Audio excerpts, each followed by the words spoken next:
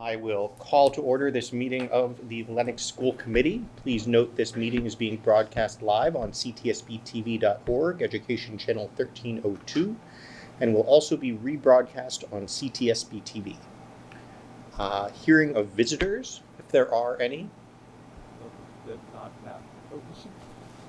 Seeing none, we have not one but two pieces of correspondence.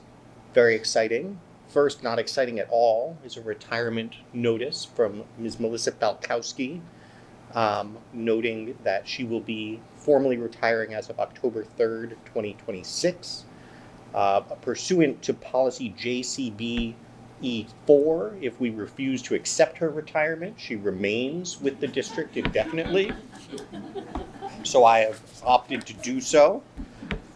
But no, we are immensely grateful, obviously, to Melissa's work and the way in which she is departing and preparing us so well with the transition. And we will have more opportunities to say goodbye to her as her date approaches. But thank you for the very kind notice as well. And then we had, I thought, a very helpful note from August Danowski on the subject of extracurricular activity funding, which noted that some of our extracurriculars like robotics and quiz team don't receive the same funding support as things like athletics do for uniforms, for competition fees, and suggesting that they should. We had a brief discussion just to clarify what the policy is, and the flip side that helps to explain this is that conversely the activity fee that is collected for participation in athletics and drama in particular has not typically applied to those clubs. And so I think this raised in some folks' minds the question of, well, what is our policy and how does the activity fee work and can it be made more universal? So that is, I think we're handing over toward the finance subcommittee. Mike's not nodding no, so I'll assume the answer is yes. And we will have more discussion about that. But I wanted to thank August for his note, which was very helpful. And with that, we are on to the board report, school committee meeting minutes of December 8th, 2025, if they meet with your approval. Motion to accept school committee meeting minutes from December 8th, 2025. I'll second. All in favor? Aye. They are approved. And with that, we are over to the superintendent's report. All right. With permission of the chair, I'd like to go out of order on the agenda so that the staff that are here can present. All right. We have a request for our annual Nature's Classroom field trip, and Rich is here to speak to that. Good evening, everybody. My name's Rich Sanders. I'm the sixth grade team leader, and I'm here tonight to formally request approval for an overnight trip to Nature's Classroom. We're planning on leaving on April 15th and coming back on the 17th. As you're probably aware, Nature's Classroom is an outdoor learning facility where kids go out and do hands-on science projects. They do outdoor activities and a lot of team building and social learning. It used to be called Nature's Classroom. Now it's called Outdoor Classroom. We've been going now for, it's been a decade at least, save those COVID years. And last year was the first year that, it's been a while, but it used to be seventh grade. It came back to sixth grade. And we had a wonderful time last year. And we want our kids this year to experience the same awesome trip that they got last year. We already have the chaperones in line, and the parents are aware of the trip, and everybody seems eager to go. So I appreciate your continued support in this endeavor, and willing to take any questions if you have any. And I think, and our approval here, it is not out of state, but it is overnight, which is why. Yeah, it's in Camp Jewel or Camp Eisner, in Great Barrington. I'll make a motion to support the Nature's Classroom field trip request as presented. Second. Any questions? All in favor? Aye. Thank you very much. Thank you very much. We really appreciate it. Okay. And we have our Title I team here to make a presentation on Title I. Thank you. Introduce them. Okay. Also, everyone should feel free to leave after their presentations are over, if so inclined. I'm pleased to introduce our Title I team. We have Nancy Greenwald, Liz Engelhard, Susanna Keefe, who is probably out coaching right now, Amanda Hanlon-Hockler, Jen Culver, and Lindsay Osterhout with us tonight. Title I plays a vital role in supporting our mission of helping each child meet their individual potential. This presentation will highlight how our team uses data-driven decision-making, evidence-based instructional practices, and strong collaboration with classroom teachers and families to provide targeted support in literacy and math. I'm very proud of the work that they do. They're a very dedicated Title I staff and come to work every day and work above and beyond. So I'm just really grateful for all their support and making sure that our students are prepared before they move up to the middle and high school.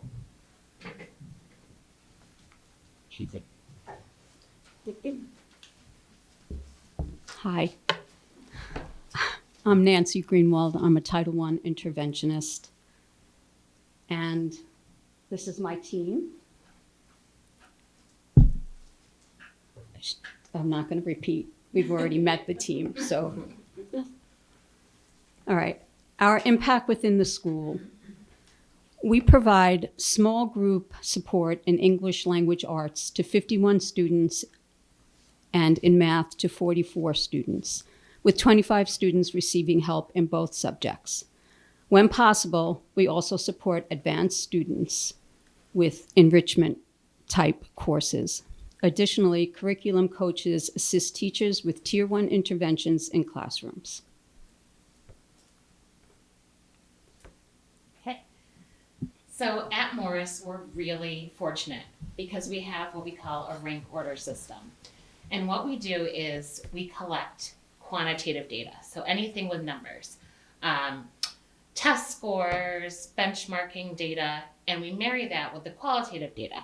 So that's teacher input, their daily observation of the student. And we're able to put it together. It's a dual approach.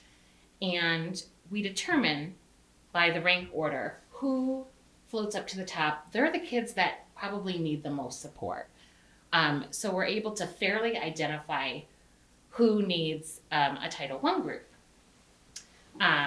We've presented our rank order approach at various conferences in the state, and the feedback that we get from other administrators and educators is like, wow, you guys got a great system there because you're picking up these kids that need extra support and you're allocating your resources fairly. So with that, we do have a lot of resources to allocate. We have various intervention programs. We're going to go to the next slide. Okay. So I'll talk a little bit about these quickly. But if you think back to the early 2000s, Title I was more like skill-based groups. Like you go, you play a little game with an interventionist, and you work on a skill. Now we really use the data. We use evidence-based practices, data-driven interventions, and we couple that with our progress monitoring. So every student that receives an intervention, we're continuously monitoring them to make sure the intervention is going well. Do we need to switch an intervention? And the best case scenario is the kid graduates from the intervention. So with all those interventions, it takes our whole team to be on the same page and be experts in various reading and math programs. So one of the differences between Title I in the past and Title I now is that the expectations are really rigorous.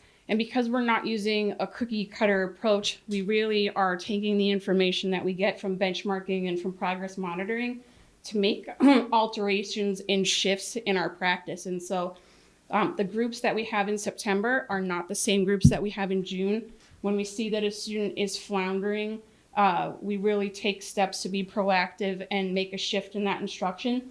And so one of the most important kind of pieces of legislation that's come through in the literacy realm over the last 2 years is in regard to dyslexia and a district's mandate for screening kids, for reporting that screening data to parents, and for kids that struggle below the 5th percentile, making contact with families and giving them a tier 3 equivalent intervention. And so, I think I'm really proud of the process that we have in place for that. We contact parents and we are offering tier 3 equivalent and making sure that it works, so that if we have someone who is high risk for having dyslexia and they are not making progress in our tier 3 equivalent, well, we can move quickly to an MST and evaluate a student if we need to. And so, there's a lot of law that goes with that. And then what we did a couple of summers ago is all of the interventionists in tier 2 and tier 3, we got together.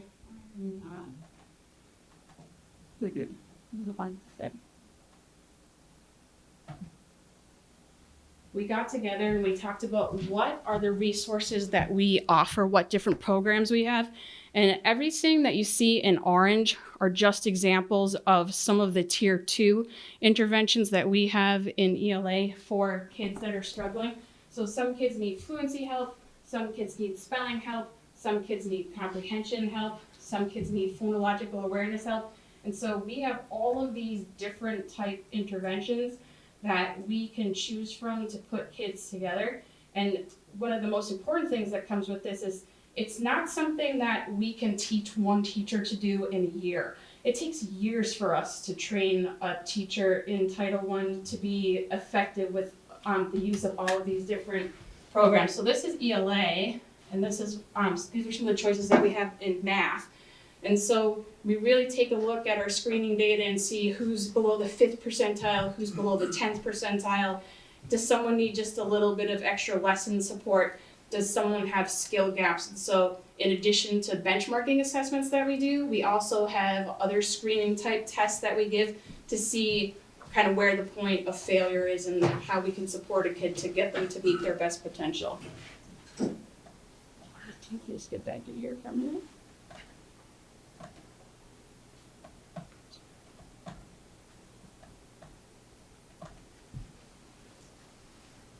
Okay, yeah. So in looking at the shift in instruction from 2006, we were really working in that No Child Left Behind era. The focus of Title I was really bringing kids to proficiency on the MCAS, and today it's really taking a look at not only college and career readiness, but we're working with little people and we are just trying to get them to meet their best individual potential. Not everyone's going to college, but everybody is going somewhere, and being able to read and do math is critical on their journey. Our instructional style, 2006, was more like tactile, hands-on. It was supplemental. It was a lot of learning games that focus on a skill. And now it's high dosage tutoring with evidence-based practices. For data usage, it was periodic. It was based on MCAS or seasonal benchmarks. And now we're really working real time and continuous with kids. And we're taking a look at it. FastBridge will generate an aim line for us that is a kid compared to themselves and what that expected rate of growth is by the end of the year. And we can see the intervention that we're offering is keeping them on their aim line or above. And when it starts to go down in another direction, we have to go back to the drawing board to find the intervention that's going to be successful for that student. So the structure of it was small groups of students selected with some data and some staff observations, which we realize is happening in a lot of schools still. We're using our rank order to assign points to not only our benchmark assessments, but for teacher data and for progress monitoring and classroom tests, things like Go Math chapter tests and foundations. So we're not only looking at how is a kid doing in kind of a testing situation, but how are they doing with the content in class. And then for technology, It used to be a little bit of PowerPoint presentation and some computer-based assessment, and now we're really using adaptive learning platforms, digital publishing tools, and student assessment utilizing digital platforms. So, even just in the last 10 years, what Title I interventionists do has really changed tremendously.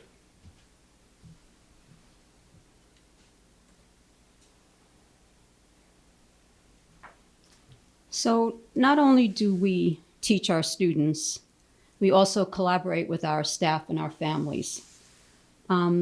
As Amanda and Lindsay said, we benchmark our students 3 times a year. And after the winter and the spring benchmark, we prepare reports for the parents.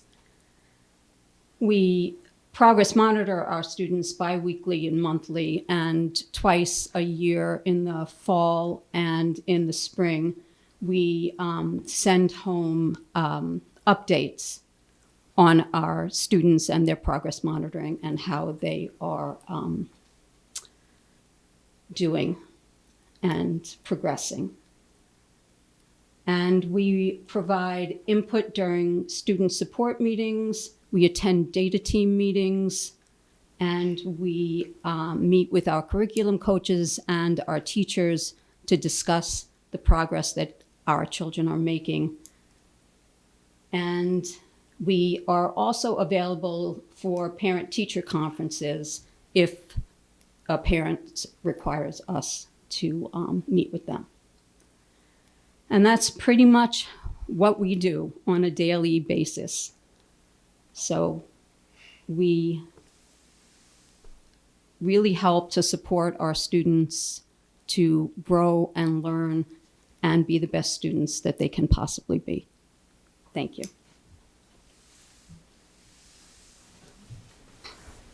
Any questions? I'm interested in how you're using the data. How do students get selected into the program? So we have what we call a rank order key, and this is what we present at a couple conferences about. So, for instance, in math, we have chapter test, and if a student scores, 60, between a 60 and a 75, they get 1 rank order point. And if they score below a 60, they get 2 rank order points. So say Amanda gets a 20 on her test, she's getting 2 points. And I get a 70, I'm getting 1 point. And Nancy gets a 90, she gets no points, okay? So right now already Amanda has 2 points, Lindsay has 1 point, Nancy has 0 points. And say we do some benchmarking, and Amanda scores high risk, she gets 2 points. Maybe Lindsay scores some risk, I have 1 point. Nancy is on benchmark, 0 points. So right now, cumulatively, Amanda has 4 points, Lindsay's at 2, Nancy's at 0. We can easily see, oh, Amanda's kind of floundering here. But we collect that data all throughout the year. So we can see like, okay, Amanda, we gotta bring her into Title I. We gotta give her some extra supports. Amanda starts doing better on her tests. The next data team comes around. She's not getting 20s, maybe she's getting 75, so she's only getting 1 point, and she's getting 100, and we're like, okay, Amanda's not the neediest kid anymore. We can pull her out of intervention, but oh, look, there's Lindsay. She was kind of on the cusp. We're gonna pick her up into Title I. So that's kind of how we use that. So this is analogous to golf, higher scores. Yeah, points are bad. Our 5th grade students in particular will ask us, like, how do we end up here in these groups? Can you tell us? Because they're interested in it. I'm like, well, scoring points is bad here. And so, really, you've got to give kind of your best concerted effort when you're working on these things and not click through the tests that, this is important and this is kind of how we're assigning points. So now we know why you turned pro. Yeah. Yes. And on the other hand, you'll have a ton of students who don't have any points. We have so many students, and it's a source of pride for us that we spend so much time in our data team talking about the kids that are floundering and how we're going to support that 50-something kids that really need help.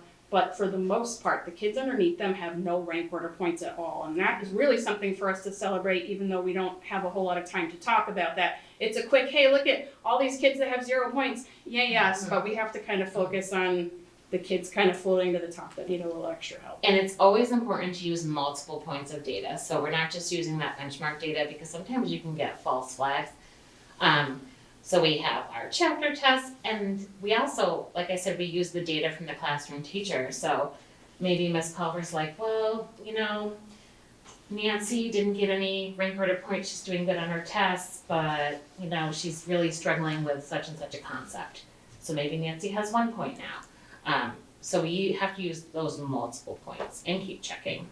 Okay. But it just can't be a teacher who's like, oh my God, so-and-so needs help now. And we can look and we can be really objective to say, but there's really nothing in the data that indicates to us that so-and-so actually needs some help. And so then sometimes, on the contrary, we really feel like maybe someone is struggling and the teacher thinks that they're okay, but we have to be kind of compelled to go with the data, and the teacher score is only a portion of that. Yeah. So we always go back to, we have to act on the data. We have to. Does that, you know, like, you have that cool spreadsheet with all the different intervention techniques, I guess. Does that like feed into like narrowing down like what interventions are likely, or is that more of a, this person is now floated into high enough in our rank order, now we do our like evaluation on that student and decide which interventions are likely to help? Sometimes both. So maybe we start off everybody in like a Go Math reteach intervention for math. And we see, this person's really not making progress. We're going to move them to the next level intervention, maybe do the math. And they're working in there and they're good, but maybe the next person in the group's not doing so good. We might further give them a diagnostic assessment, which is just we're seeing where their holes and gaps are. So we might say, okay, well, maybe this isn't the right program for you. Let's try this program. And you'll see, like in the rank order, a lot of the kids with like numbers are in the same intervention.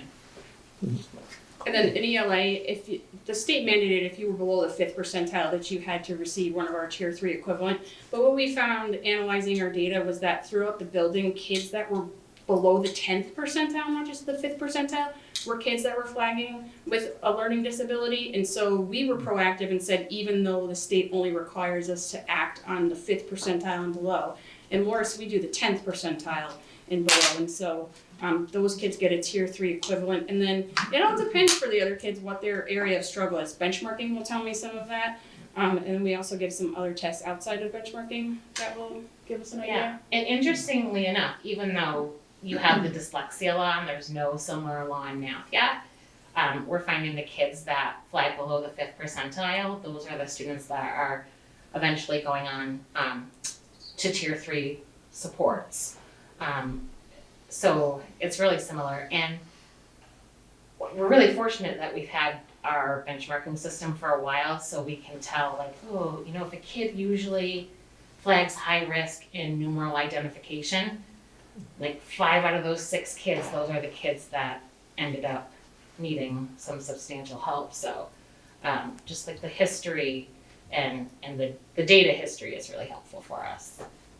Yeah, and we find that there is a strong correlation between how kids benchmark in the national percentile and how the special education testing qualifies them, whether they qualify or not. So pretty typically someone below the 10th percentile in our national averages on our benchmarking is someone who is going to qualify for special education, which is important for us in terms of like when we sit down to start referring kids for testing. Like testing is a lot for kids sometimes, and so we don't want to put anybody through the rigor of special ed testing if they don't really need it. And you know, we've been pretty good about saying, well, yes, someone's below the 10th percentile, we absolutely should go for it. But if someone's in the 46th percentile, they're struggling.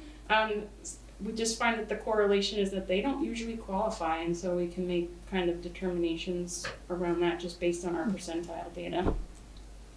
We've also been taking kind of a dip at like looking at our FastBridge data in terms of we can look at certain subtests that we give for benchmarking and know who's going to pass the MCAS or not with pretty good reliability.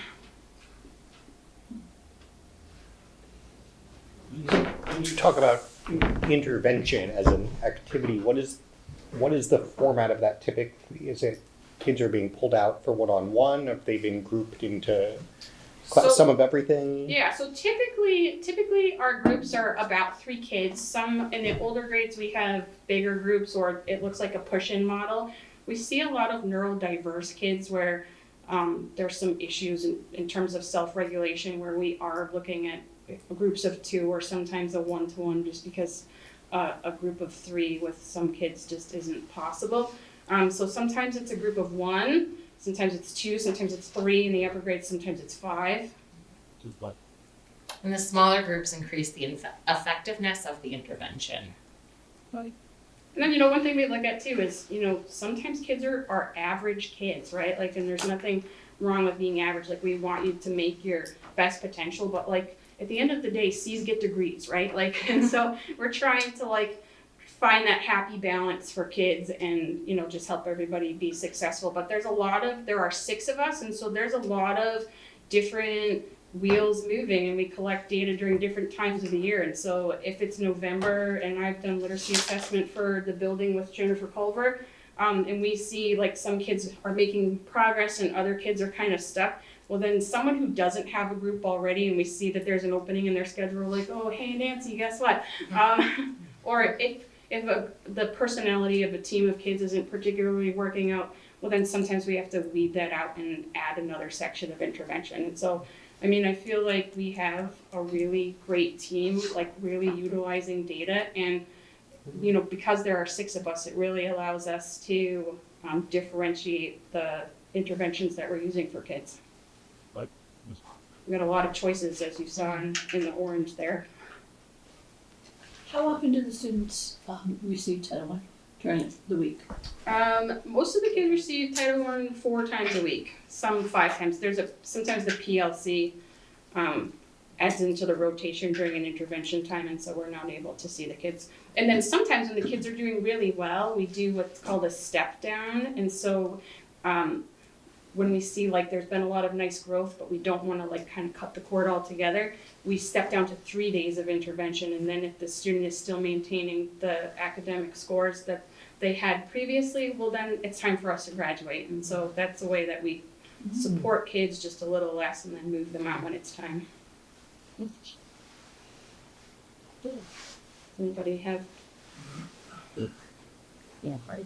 This was super helpful. Thank you. Thanks. Thank you. Yeah, thank you.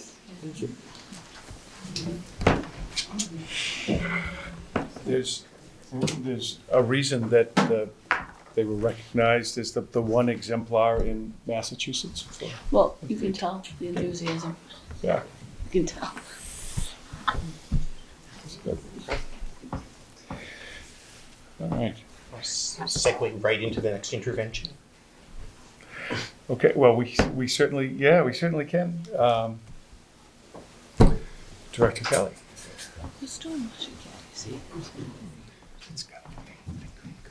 Oh, shit. I'll say that. No, it's fine. I mean,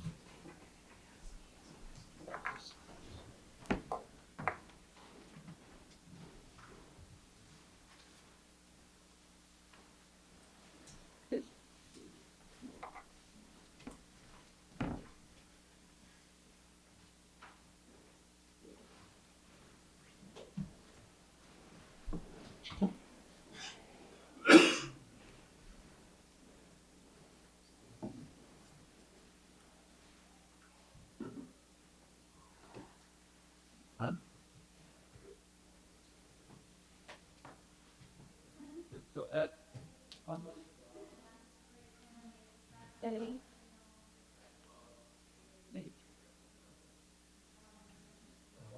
think you're gonna ask them.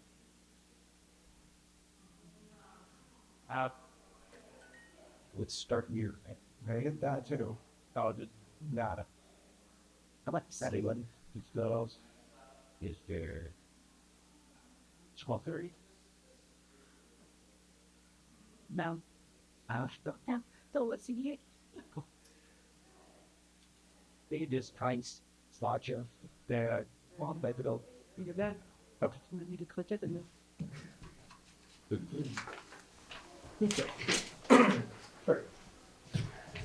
Thank you, everyone. Thanks for the patience on the technology. So I'm here tonight to do a sort of refresher on our MTSS system. We were here a couple times previously. One to sort of do the overview of multi-tiered system of supports. And then we did a sort of a progress update, I believe, last year. And so I'm here again with another update. So what I thought we would do is sort of reorganize this to sort of do a quick refresher, since I think we have some new folks on board. And then I'll get into sort of what we've accomplished and then sort of some things that we have to get to. So just to start off as a refresher, is like, what is MTSS? And this really goes well with the last presentation with the Title I folks. So they did mention how their supports and interventions fall within the MTSS system. So it's a preventative data-driven framework, right? So it's a framework. It's not something people have to use, unpack as supplies. It's a framework, a way of thinking about how you support students in all of the areas. So it's not just academic. It's the social, emotional, behavioral supports. And you're talking about really trying to catch people, right, in a preventative way. So if the key components here being that you have a strong tier one in any of these, so that, you know, we've come a long way since, I think, 20 years when I was starting out, and we were thinking mostly academic, and now, you know, this is embedded. The social emotional aspects are embedded in most of the routines and teaching in classrooms as well, so that you have a tier one core instruction in those, which should reach about 80% of the students. And we use the universal screening and ongoing progress monitoring with those. Student support decision teams to review the data and to adjust supports, and making sure that we have collaboration to look at all of that. We want to make sure that we're doing this in order to really be able to use the data, like they mentioned as well, to make the decisions, right? So that we have a lot of data points. We can really look at students and say, do they need, you know, support in an area? Do they need some enrichment in an area? And make sure that the referrals that we're making to the different interventions are appropriate. You know, the next slide. So this just breaks down a little, again, sort of the tiers. And if you look at this, the colors I'm not always a fan, but sort of you're looking at green being tier one. They used to put like a yellow or orange as 2, and then red is tier 3. The one thing to keep in mind is that students can have all kinds of abilities and that they have strengths in some areas. So we don't really refer to kids as a tier. It's really that a student may be strong in many of their academic areas, their ELA, science, history, but may need a tier 2 intervention in math. So it doesn't mean that if you say they're getting tier 2, that this student has tier 2 needs across the board. They may just have a tier 2 need in behavioral or social emotional, but be fine in all the other areas and excelling. So that's one thing I think that a common sort of misconception is that students might, if you're saying tier 2, that their student doesn't have these other strengths that they could come with. So we're looking to really, you know, figure out if they need tier 2, and like they mentioned with our Title I folks, if students aren't responding to that targeted sort of small group intervention, and they've looked at, you know, they keep doing the progress monitoring and students are not responsive, we might need to move that to a smaller, more intensive, individualized intervention, which would be tier 3. Tier 3 doesn't always mean special ed, but certainly like a special ed intervention is tier 3. So certainly you could be receiving a tier 3 intervention that's highly individualized support. Often students, if they're not making enough progress, do get a referral for special ed. And like folks said here, which I really appreciate, we really try to make a concerted effort to sort of figure out what's an appropriate referral, because testing does take a lot of time for students. It uses resources of all of our providers. And sometimes if the referral doesn't quite shake out, we know that there are other things we could be doing, and it might not mean that a testing for special ed is the place to go. Okay, so this was our just flashback, sort of where we were heading. We sort of brought this up, and one of the sort of motivators was that we were looking at our referrals, and we were often finding that we were evaluating students, and probably about 50% of the time, students were not eligible. Meaning that we put through a referral, which is a lot of man hours and testing. A lot of that hours is on a student for going through the testing.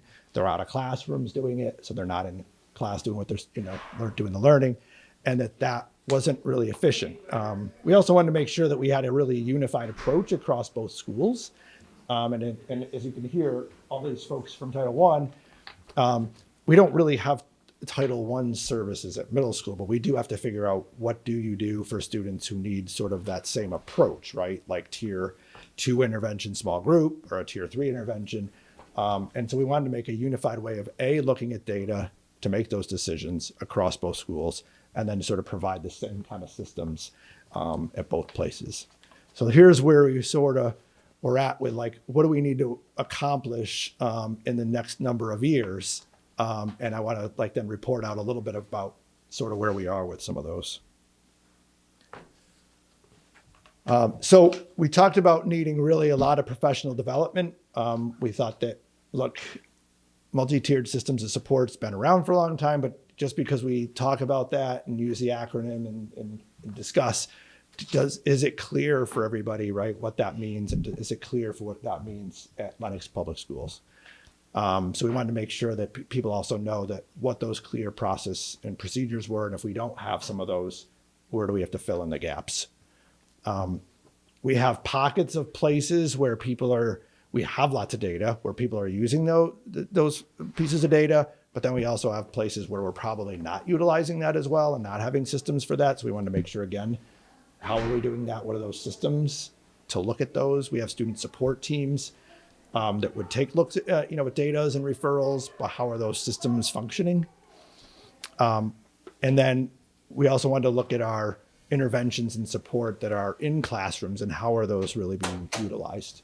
So we have special ed teachers, we have paraprofessionals in classrooms, like what are those roles? How are people making use of the interventions? So what we're happy to say is we've done quite a bit of professional development. We've had some faculty meeting review of MTSS. We completed that at Morris. We're on the docket for doing that at LMHS. We did have to move it because we had the snow day recently.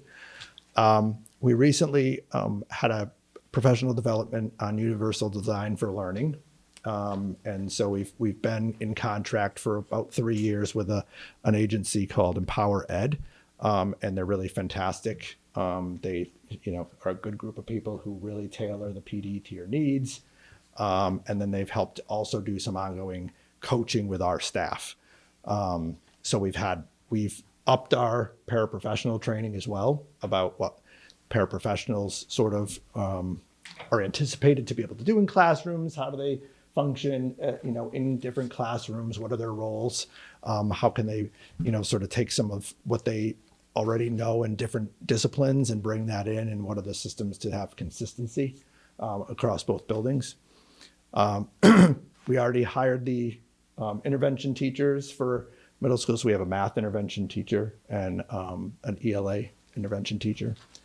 And we're ongoing work with the targeted push-in. It's not really co-teaching, but we have plenty of special educators who are in classrooms as well as the paraprofessionals. We're really talking about what does that look like? And we've had a number of coaching sessions and teaching about, like, how does that work? What are those people? How does that best function, especially if you don't have a lot of co-planning time, but you're in there, you're a resource. What does that look like? And that's been going on for about a year and a half at Morris, and we're in the beginning phases of working that, just set a schedule up for LMMHS to start working with those folks to roll it out there.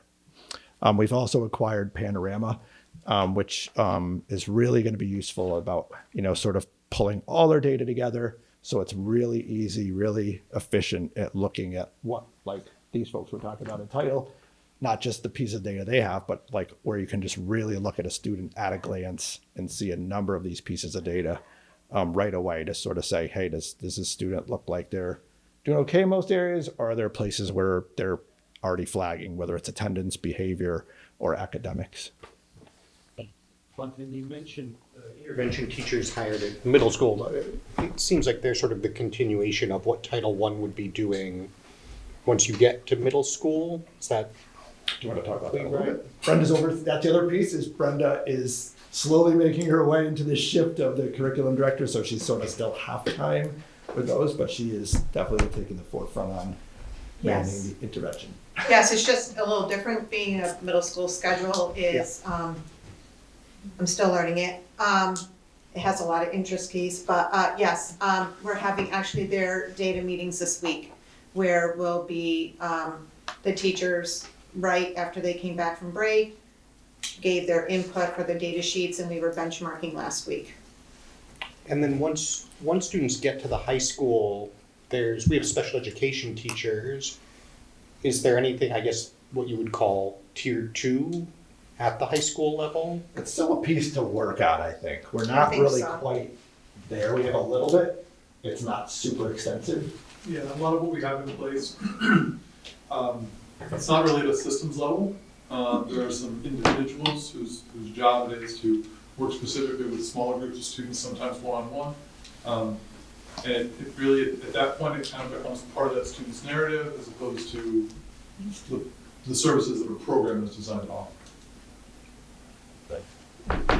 Yeah, we're looking to probably shore that up a little bit. Theoretically, not that we don't have some students, but even if you move through and you have special ed, we have students who are, if I have a kid who's 10th or 11th grade and they still have some special ed services, they've usually remediated a lot of what they need to, but still may need some support with somebody guiding things, but they're sort of still trying to, if possible, they're trying to start to wean off of that, right? Getting them ready for the next phases, unless it's some of our students who have more significant disabilities who may be with us 18 and beyond. But even when we have kids who are 11th to 12th graders, we're realistically looking to try to taper off or see what they can still do with some guidance.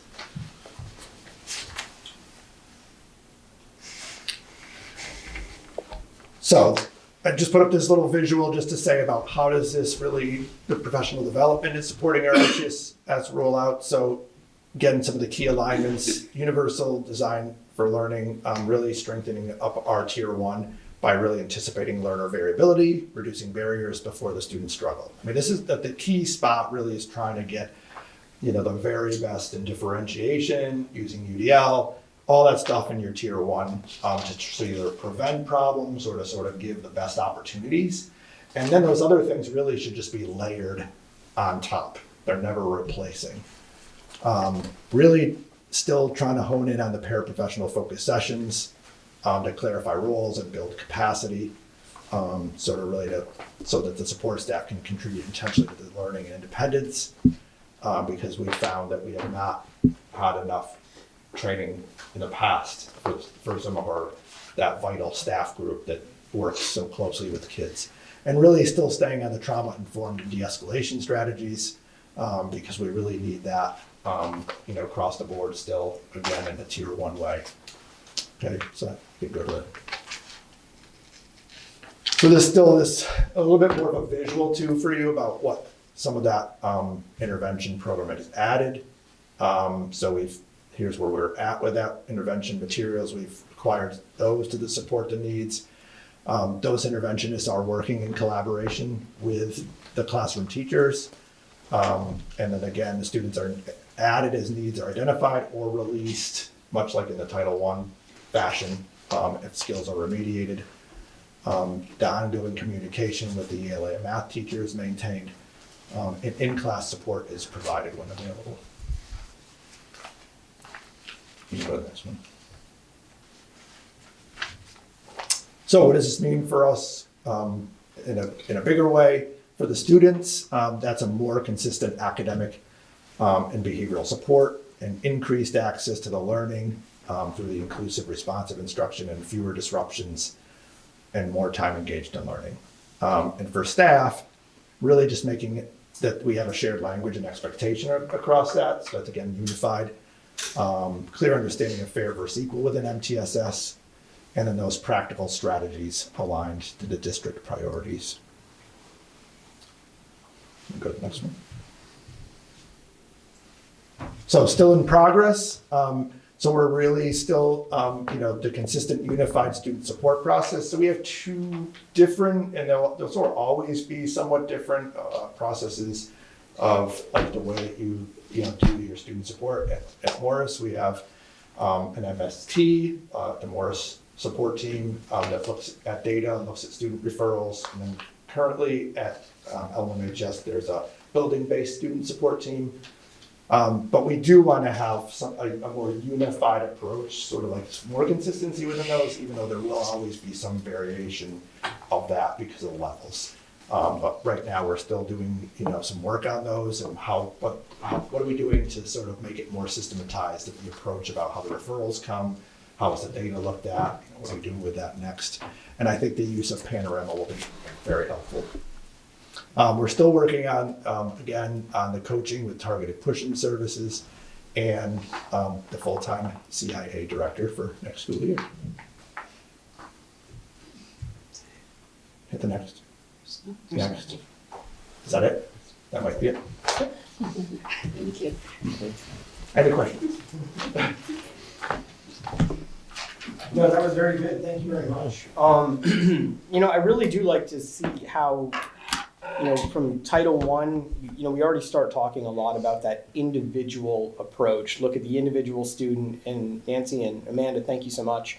For talking about the rank order system and also gathering that quantitative and qualitative data. And I think to your point, the more we're able to get our hands and get our minds around more of that data, especially with the new position that'll be, with CIA director coming in also, I think that, in the coming years, we'll probably be able to do a lot more, to your point of building these programs up and unifying it and making it a more seamless experience for all of our students as they can move through from very early on and all the way up through high school. Thank you very much. We're already, we're definitely, I know that they're getting, a more systematized approach really to even the middle school data and looking at those. And so even though some of that was happening, it's really sort of getting some more management on that and like, what does that look like? So that you can really sort of tap into like what does need to happen next. And then the stuff's not sort of in isolated groups, and teams might meet or grade level teams might meet, but you really have to have some sort of overarching system. Yeah. And also, you were saying that most of the time you're seeing, for intervention, on 4 days a week. And that seems like, once you start to get up to the more complicated schedules that are happening in the middle school and the high school, that's going to present a whole new set of challenges to be able to really have that same kind of consistency that I think is required to really make it. Done some creative Yes. scheduling. It's a The balance. two interventionists have done some creative scheduling in the middle school. And it's really a balancing act because you have all kinds of things that start cropping up, like does the student still want to take a language or do they want to do this or that? And so then it really starts to become of how much is the problem a problem and how much do you need to dedicate to that? And then versus doing the other thing, right? Like you could say, well, if you want to do that, like is it worth doing that or is that just counterproductive, right? Taking a language right now may not be the priority if you're still in the hole here. But sometimes those are very close and you have to make some judgment calls around what a student wants, some agency in what as they grow, there's some agency in what the student wants. Of course, getting to that optimization that you were talking about earlier. So I used to get some kids in the alternate school when I was running that, and we'd have a 10th grader, and if they were still at a 4th or 5th grade reading level, I said I can arrange it for you and do all this. You have to really want to do it.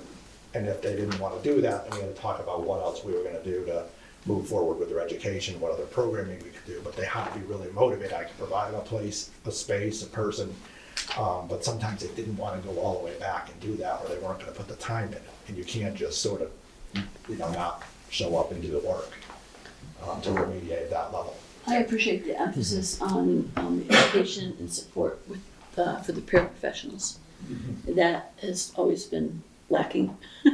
So I appreciate, from listening to the Title I presentation, I knew that there is going to be that emphasis on the paraprofessionals. And we're continuing to work on that for this next round. Yeah.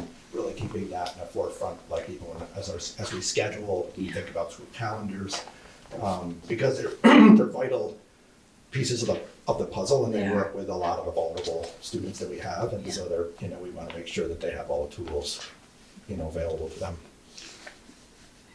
I like your use of data, and that also the Title I use of data, letting the data drive the decision making. I think is a very wise thing to do,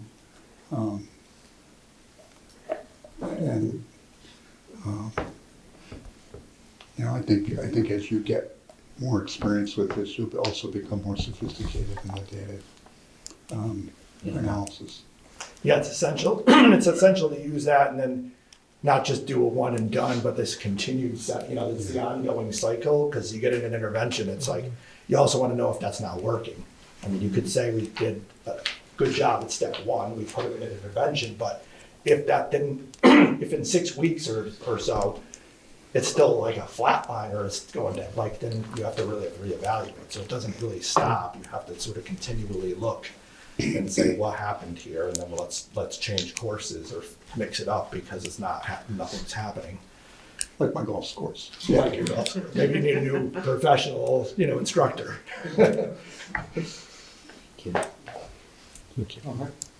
Thank you very much.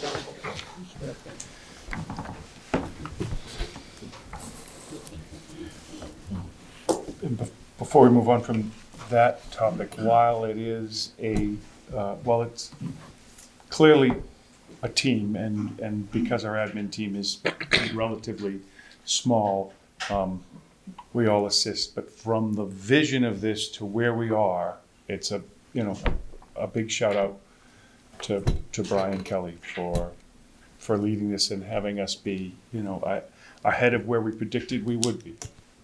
Kudos, it's a lot of work. Thank you. All the people here are going to make this stuff work, so. I recognize that. It's nice when you have easy cooperative. So this would be the meeting where you would do your school choice / enrollment review. I would bring that, but we have, as you know, we have some affordable housing units coming in that are going to bring in additional residents, students. We've been having conversations with Richmond about what their tuition arrangement with us will be, and so there's still some stuff that's up in the air.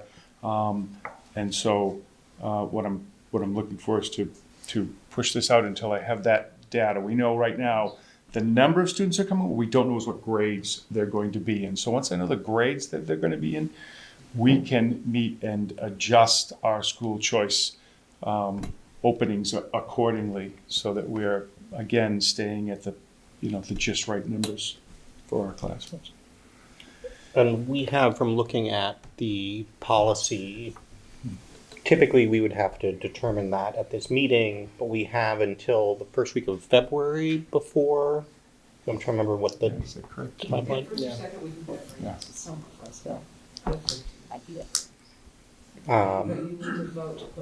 Yes, and so because policy would require us to do it now, we would need a motion to essentially supersede that and table a determination till the next meeting. And we can tackle it then and still be on schedule for all of the actual drawings and determinations and so forth. So I'd like to make a motion that we table for the time being school choice and enrollment review and pick this up at our next meeting. A second. All in favor? Aye. Aye. It is tabled. Thank you. The staff members that were going to be able to come to present for the 10th grade Washington DC trip request won't be able to be here tonight. So if Dr. Ames was willing to step forward, but I said it's probably best if we have the teachers requesting the trip come forward to do that. So we can move that to the 26th as well. Yes. Okay. And then highlights and recognitions. Morris had the Berkshire Superior Court and Berkshire Probate and Family Court members of the court come and read to the kindergarten through second grade, and each student was given a book. It was a very very successful. The students loved it, and I think the court members enjoyed it as well. The fifth graders helped create a video to cover their PBIS expectations, and that was shown in each classroom throughout the school when students returned after the holiday break. So kudos to them for again being the oldest and wisest students in the school and being able to set a tone. We appreciate that. And a little bit of a commercial Morris is going to have on Thursday night. It's Nifty Numbers. This is an event for pre-K through grade 5 students and their families. So we hope that people will turn out for that, 6 p.m. at Morris on Thursday, Nifty Numbers. And Brenda wanted to make sure, she touched upon it briefly, but she wanted to make sure that I spoke about all the middle school teachers, despite the snow day, throwing a wrinkle into the schedule. They came together and were able to complete their benchmarking last week, and she's very appreciative of the flexibility and collaboration and commitment they're showing to their students. And I am very appreciative of her moving some of the great processes and systems of Morris School forward as well. At LMHS, Lev Dressner and Everett Shepherdson coordinated a type-a-thon in their Strategies for Success class, and they were combined. They typed 1,089 minutes and raised $714 for the Salvation Army. What was the dollar amount? What was the dollar amount? $714. Yeah.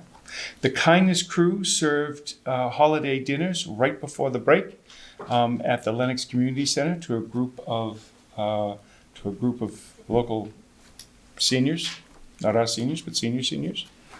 And I've got an exciting list. While not all of the students know or have applied for early admission or know where they're going to go, I have a list of some of the places that our students have been already previously accepted into.